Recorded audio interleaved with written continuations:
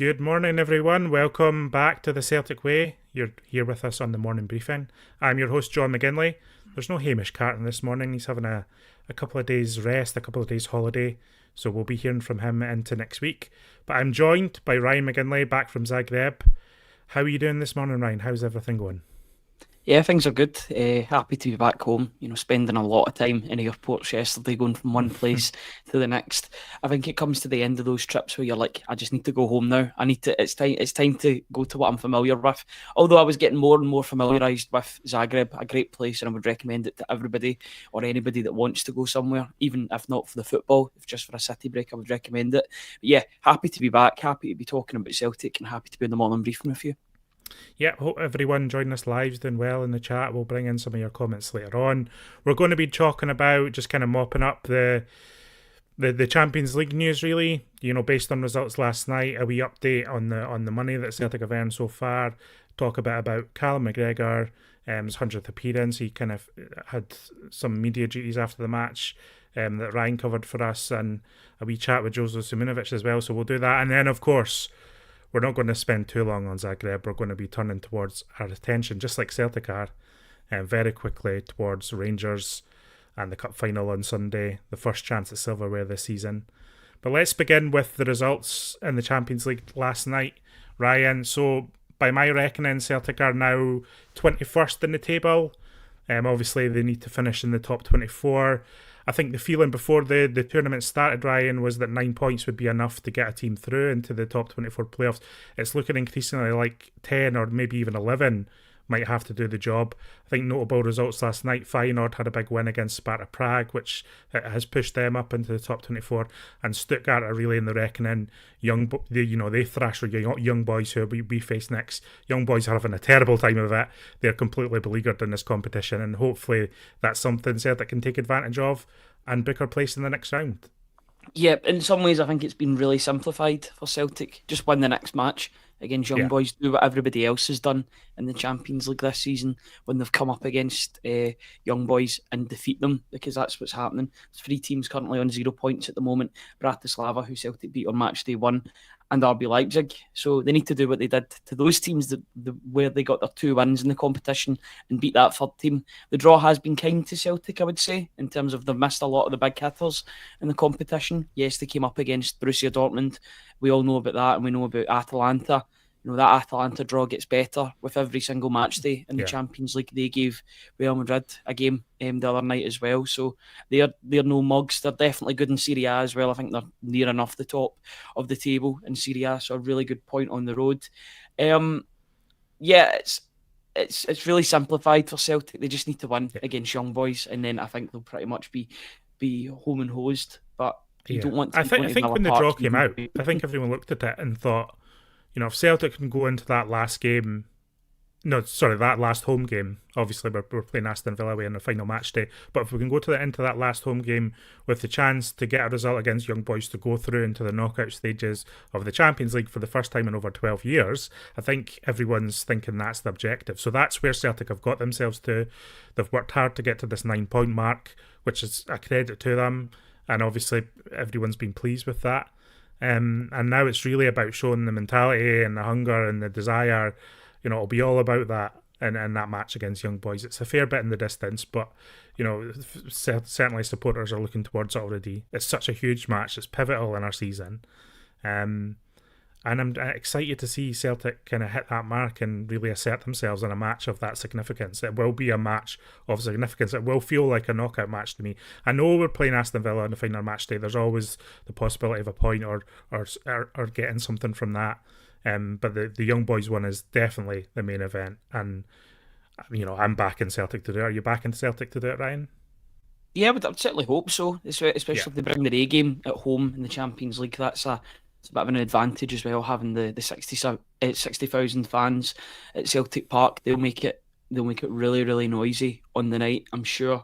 I do agree with you. I was going to make that point myself, actually, that it will feel like a knockout game between Celtic and Young Boys. I know Young Boys are out of the competition, but it'll be interesting to see the dynamic going into that game, what Young Boys will bring to the game, knowing that they're out. Will they want to get a bit of pride going to Celtic Park? Will they want some points on the board, or will they see it as a one of these games that they just have to turn up for. If that's the case, then you would hope that Celtic, with the right attitude, would be able to turn them over without too much fuss. But it's always these games that you worry about. I was saying that Celtic were going to win against Dinamo Zagreb, and that didn't necessarily happen. So in Club Brugge as well, I was saying the same. I was saying that Celtic probably could win at home. The Champions League is an unforgiving place if you drop your standards even ever so slightly. So I just want Celtic to go out there, do the business in January and get it sorted before even thinking about Aston Villa. I want Celtic to know that they're in the playoffs by the time they get to Aston Villa. And then they can sort that out when it comes as well. But yeah, they know that what their task is, beat Young Boys and they'll be through. That's got to be the objective. Some people in the comments saying that maybe a draw would be enough. See, if you're giving Young Boys the first point of the competition, I think a draw would be quite a poor result, if I'm being perfectly honest. I've seen the results that they've had in other games. Some games have been unfortunate in, other games have been turned over pretty easily.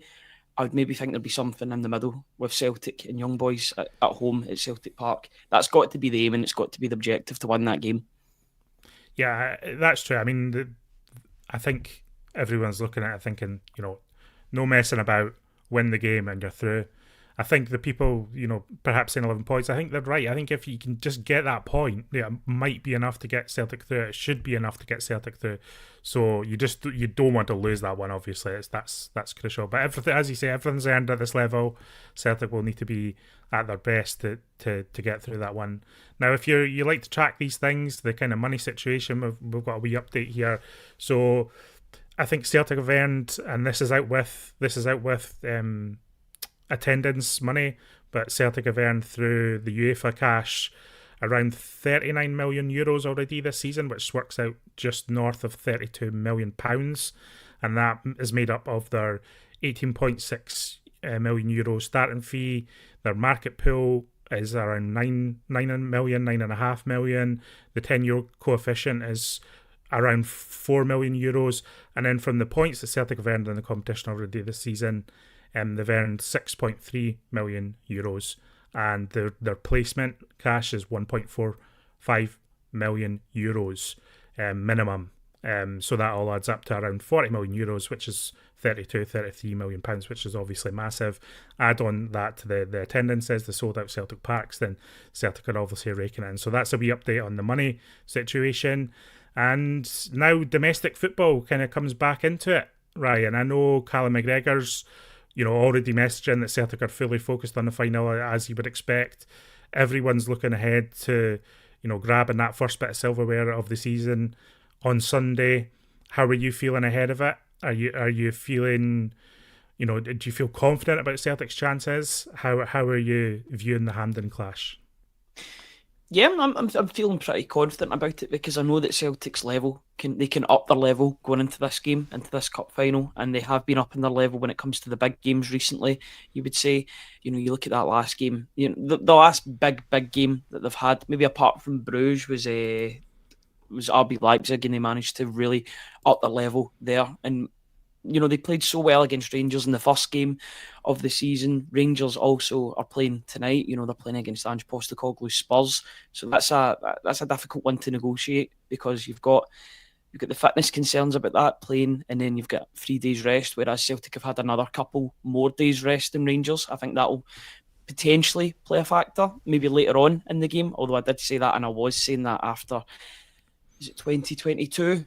When Celtic and Rangers faced each other at Hampden, and it didn't seem to go that way at all. It looked like Rangers were the more athletic team on the day.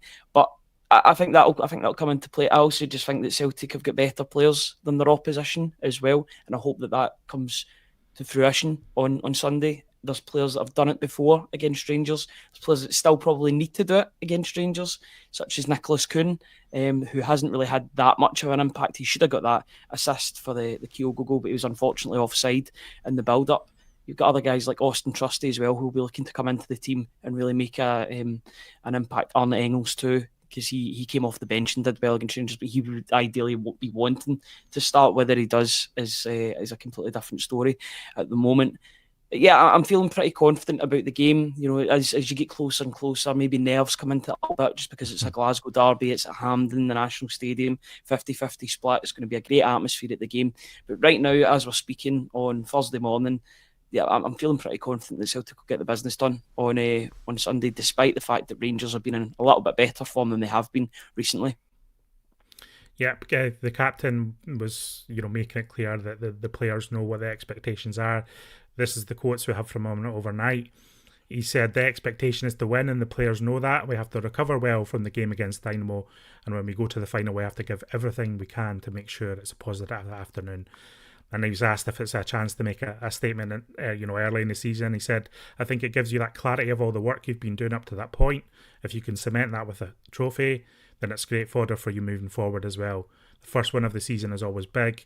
It can set your season up. We know how big a game it is. The players know. They understand what the expectation is." And then he says it doesn't matter how many trophies you've won, the next one becomes the most important, and that's how the group will treat it. So no complacency from the Celtic camp, as he would expect. Obviously, Callum McGregor's very familiar with that messaging.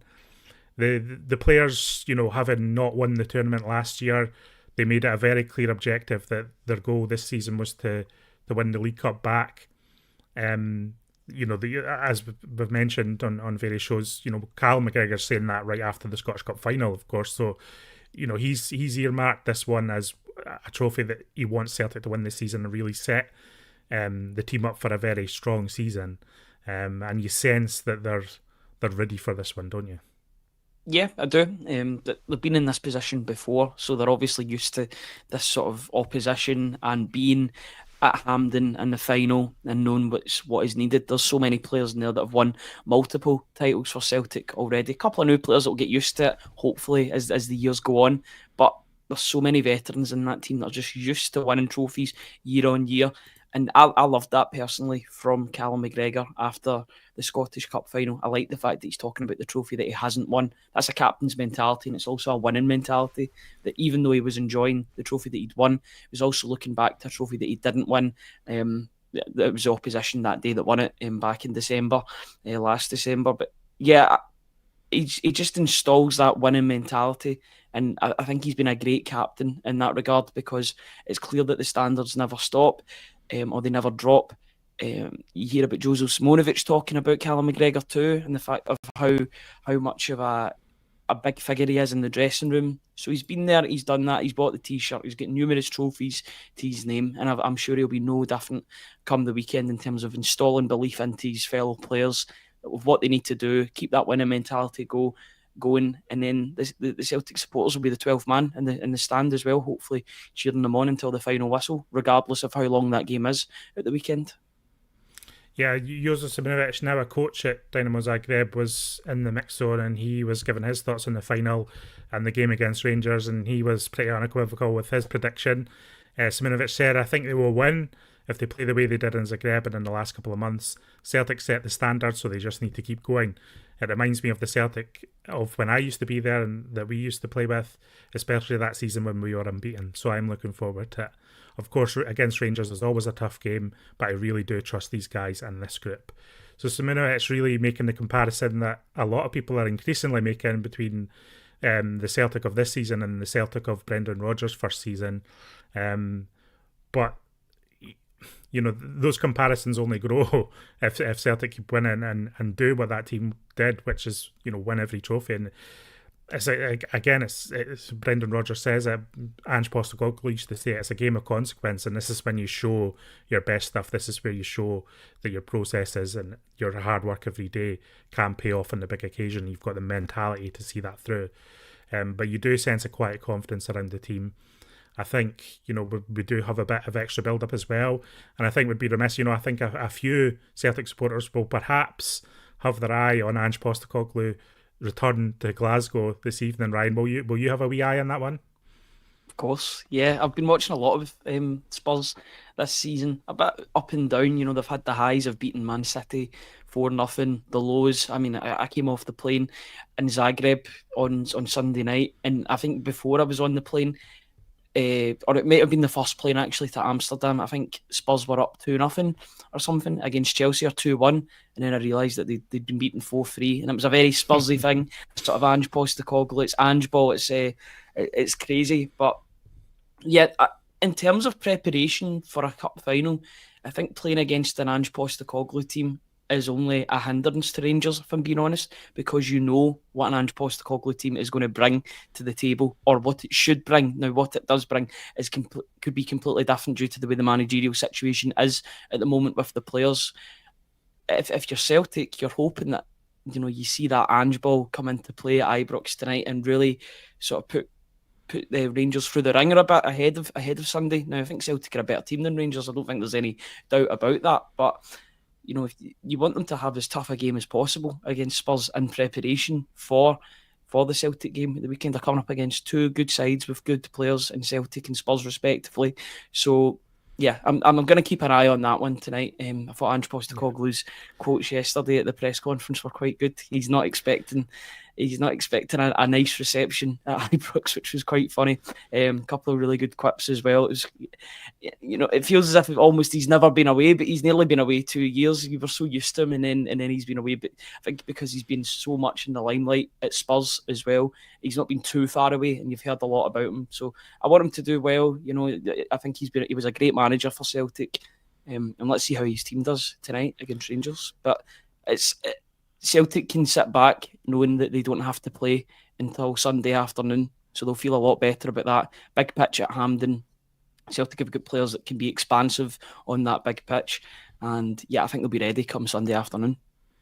I mean, Ange, he's got a pretty good record in Glasgow. He'll be, despite everything going on at Spurs, as the media, the intensity of the criticism in the media down there is quite severe at the moment, and from his own fans as well. Obviously, I've been keeping an eye on Ange as well. Ange is one of my favourite Celtic managers of my time in following Celtic, and I was obviously disappointed that he left when he did, but I do want him to do well, and especially on an occasion like tonight. So hopefully, good luck to Ange this evening. Just turning back to Celtic, I think if you look at the team that played Rangers earlier this season, I think it'll be pretty similar lineup to what we'll have on Sunday. The team that day was Schmeichel, Johnston, Carter-Vickers, Scales, Taylor, Bernardo, McGregor, Hatate, Kuhn, Kyogo, and Maeda. I think if you're looking at the team, it's Austin Trusty will come back into the team, and that'll be his first derby. That's a big moment for a Celtic defender, and there's a lot of positivity around Trusty just now. But and we kind of spoke about this off air, but sometimes Celtic defenders are defined by what they do in the derby. So this is a big one for him in his personal Celtic journey. Yeah. I just look at the guy playing next to him, Cameron Carter-Vickers, the guy who became that hero because of the goal that he scored against Rangers at Ibrox back a few years ago now. They make Celtic players, whether you're an attacking player scoring a goal, whether you're a defender making big blocks, or even scoring as Cameron Carter-Vickers did. He actually did both in that game because his defending was absolutely sublime. Backs to the wall at Ibrox when Rangers were really, really did throw everything at Celtic in that second half, but they stayed resolute, him and Starfelt, and they made a good partnership together. Could be the making of Trusty, even though I think he's already sort of making himself into a really good Celtic defender. I think Glasgow derbies are the acid test, aren't they, for players? That's when you find out what they're really made of. And from everything so far, it's not as if Rangers are better opposition than RB Leipzig or Atalanta. So it's all about playing the game and not the occasion. If you play your game, plays like he does, then he'll be absolutely fine, I think. But if he allows the occasion to take hold of him mentally, then that's when problems can start to rise. But he hasn't looked as if he'll do that. He's only made a couple of mistakes since he's joined Cameron Carter-Vickers in that centre-back position. I think the one thing is that whether it's Carter-Vickers or Scales that's playing there, obviously due to Carter-Vickers' injury, it's always Trusty and somebody else most times. Pardon the pun, and you say it every time, but Brendan Rodgers can trust Trusty. That's the big thing. He plays him basically every game unless he needs to rest him or needs to take him out of the team, like that game against Ross County. He could just take him out, and it was quite easy to rest him, because you had Scales and Carter Vickers, who played a lot last season together. But yeah, I think it's a big game for him on Sunday, but you expect him to come out to pass with flying colours, because he's been doing that for about 1.5, 2 months now. I don't think he's had a bad performance in there, apart from the one mistake he made against Aberdeen. But that's what a partnership does. They help each other. Cameron Carter-Vickers helped him, just as Trusty helped Cameron Carter-Vickers after the Bruges mistake. It's just a good partnership, and I hope to see that those two start on Sunday, and I think they will. Yeah, and I think a lot of people will be hoping Paulo Bernardo keeps his place in the team. I don't think he did too much wrong against Zagreb on Tuesday night. He did get subbed off. I think Rodgers was trying to, put a spark into the team. And then because of Luke McCown's cup tied for this one, which is a shame, you will probably see Rio Hatate alongside him. I think it'll be that midfield three of McGregor, Bernardo and Hatate, with McCowan not able to play. Hatate will be a big game for Hatate as well. I think in some of our big games this season he's really turned up, and there's been a certain inconsistency. Sometimes I don't think he had his best game on Tuesday night by any means, but he'll be so critical to Celtic and that creativity in the team. So the team will be very similar to the one that's already beaten Rangers this season, and hopefully that gives them the confidence to really approach this one in the manner that they need to attack Rangers from the off, establish themselves in the match and go on and win this one. Do you see any? Sometimes the derby throws up a selection curveball or two. Do you see any like that? Do you think maybe Alex Valle might come into the team instead of Taylor? It's an interesting one, because there's games in which I thought he looks like he was going to start, and then he hasn't. It's an odd one with the Greg Taylor situation. I think every time you talk about Greg Taylor, you talk about the contract as well. It's now becoming a bit of a sideshow. He's not signed a new deal. Theoretically, he can speak to new clubs in January, which is a problem. I don't think he will. I think he would see out his contract professionally if that was going to be the case, since he's been at Celtic since 2019. But yeah, in some games and I thought he was going to be coming on at half time, because just right in front of the press box where I was situated, Alex Bailly had his shorts on, and it looked as if he was training a bit more vigorously. Also, due to the fact that Greg Taylor had a yellow card early on in the first half. European referees, sometimes you don't know how to place them in terms of giving away fouls. I felt like Greg Taylor was maybe on his last foul before getting a second yellow, because there was a challenge that he had after. We're like, if he wasn't on a yellow card, then maybe they would have given him one.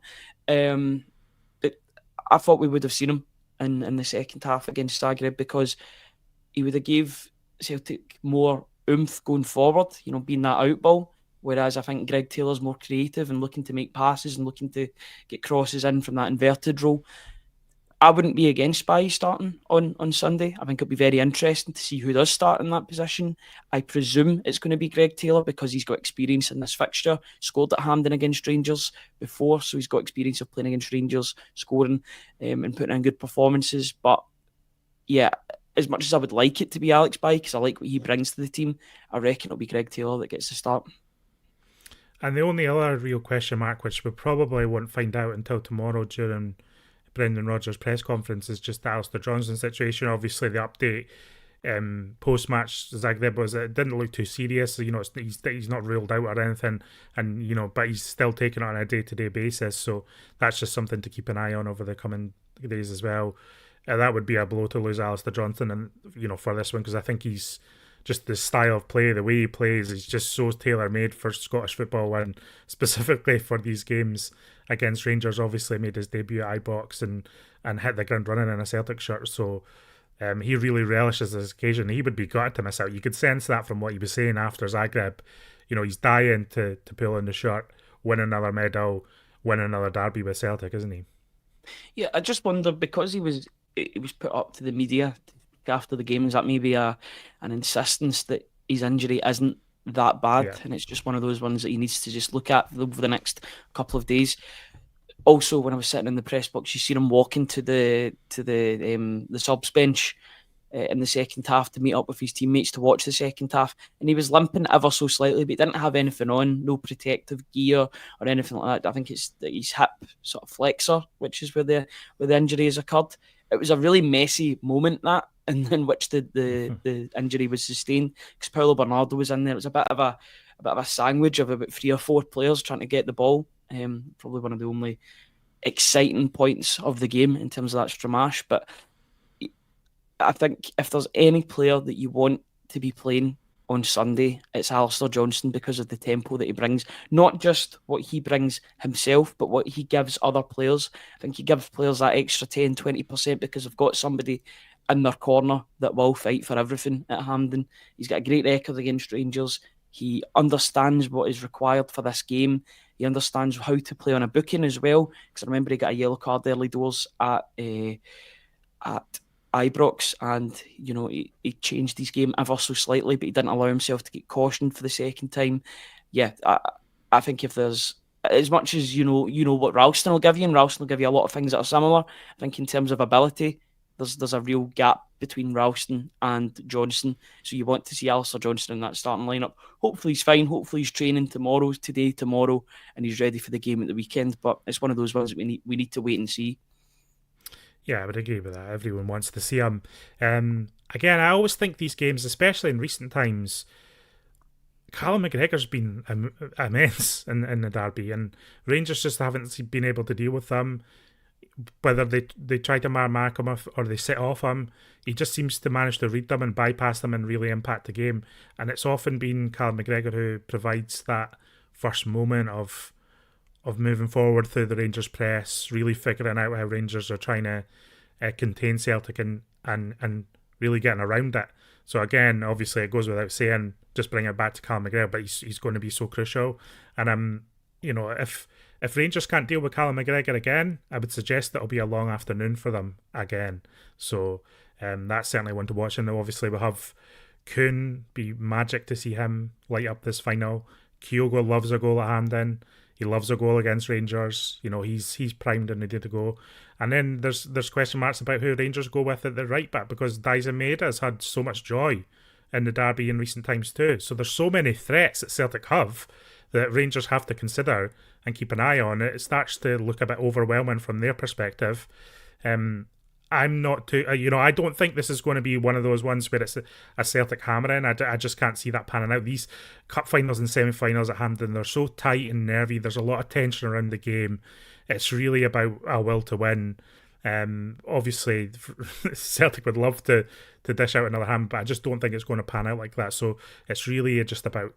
But I just think you're right. The threats that Celtic have, there's so many of them that you've got to back Celtic finding that way to win in the end, even if it is a tight, nervy affair.